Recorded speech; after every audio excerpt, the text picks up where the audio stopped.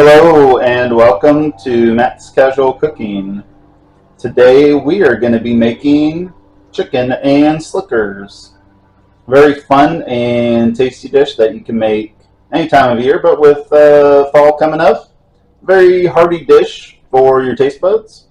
So we're going to go over all the ingredients and how to put it together, and let's get to it.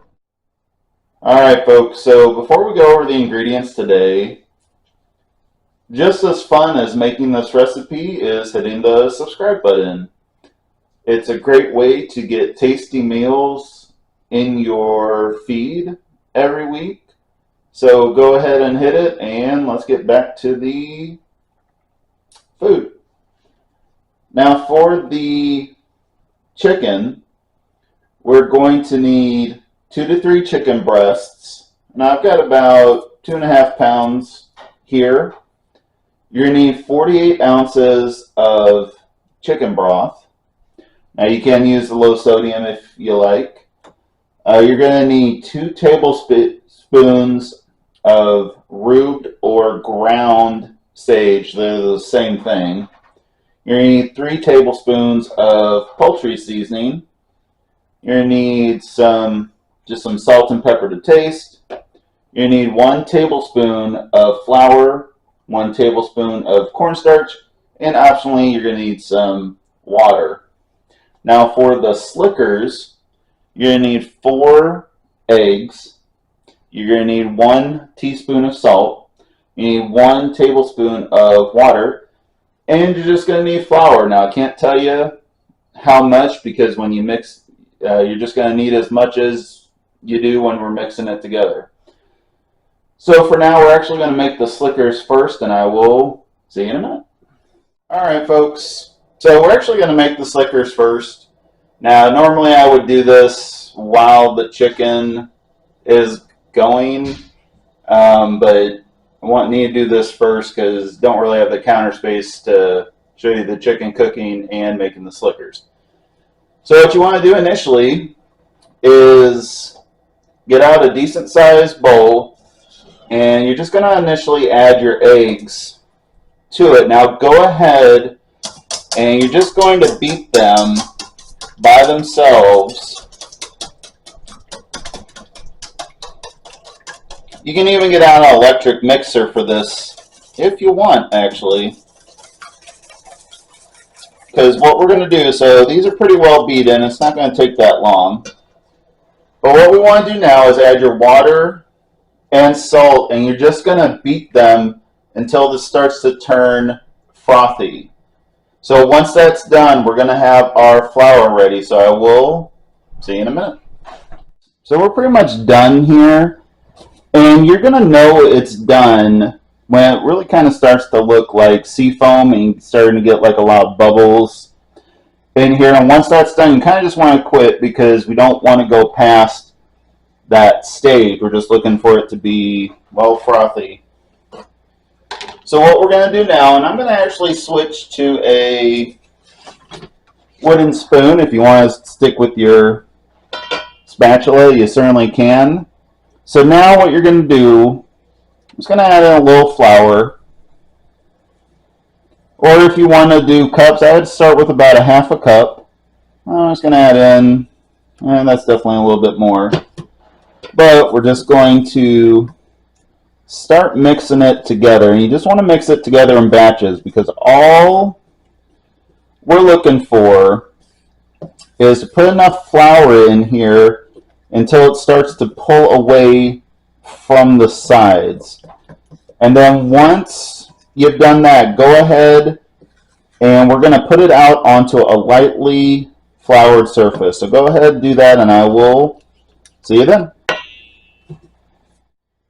Alright folks, so you can see the dough, it's pretty well put together. It's coming apart from the bowl. And what you want to do is, like I said, get out a surface, and you're going to want to put down some flour, and then I like to kind of pat it up kind of into a circle before I do this, and then put a little dough. You want to put a little flour, sorry, not dough, on top. Then you just want to get out a rolling pin, And all we're going to do is, you don't have to flatten this out into any kind of specific square or anything. Just kind of roll it out until it's kind of at a thickness you want. Doesn't need to be super, we don't want it necessarily super thin, but we don't want it super thick. So just kind of use your eyeballs on this to roll it out. Then I'm actually going to roll it out a bit more, but then once you get it to your kind of doneness that you like, go ahead and get out something to cut it with, and you're going to cut it into 1 or 2 inch squares. And then what we're going to do then is I'm going to set this aside, and we're going to start cooking the chicken. So I will see you at the chicken. All right, folks. So what you can see here, I've got out a large pot. Now you can also use, like last week, Dutch oven if you so choose. But what you want to do is fill it up with the broth and then put your chicken pieces in. Now, if the broth doesn't really cover the chicken, just add a little bit of water till it does. It shouldn't really take that much to do.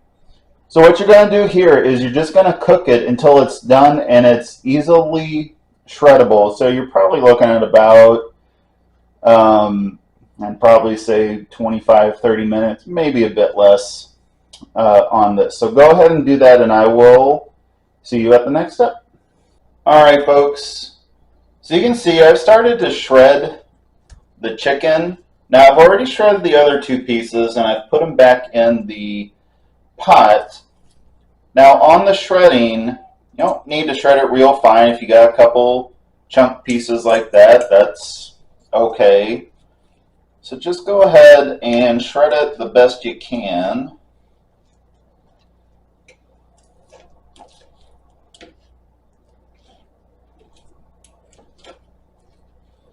I think that's pretty good. Yeah, a couple chunks, that's all right. Yeah, that's kind of stuck to the fork.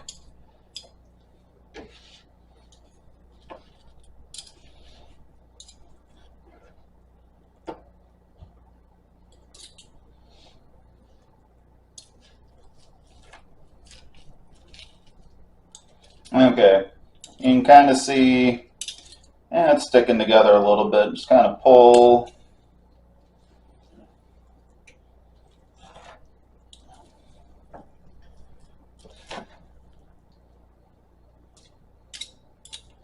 Now, while you're doing this, while you're pulling them out and shredding them, turn your pot for now to simmer. Pull that one.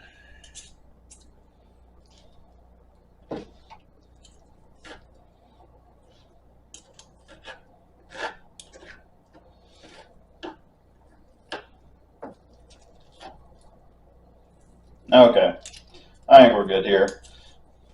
I was going to dump these back in.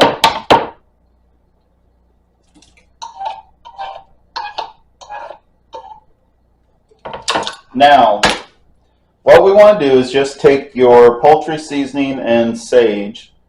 Just going to dump it in. We're just going to combine it together. Now, what you also want to do, if you haven't got your slickers ready, you want to go ahead and do that. And then once they're done, we're going to add them to the pot. So add them in a bit at a time. Now you could turn it up maybe a little bit, but I wouldn't turn it up to boil or anything like that.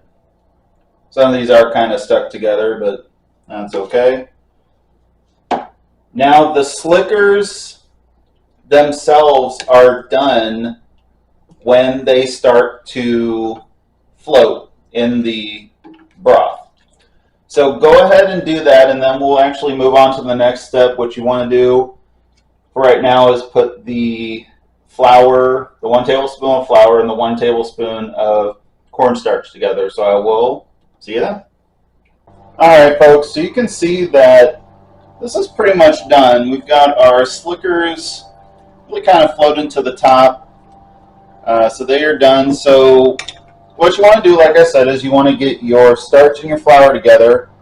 And you just want to add a little bit of water to it. I've added, to kind of make a paste, and I've added just 2 tablespoons of water and just mix it together so you can see it just makes a nice paste. So what we are going to do though, you are going to want to dump it or just get it into the soup.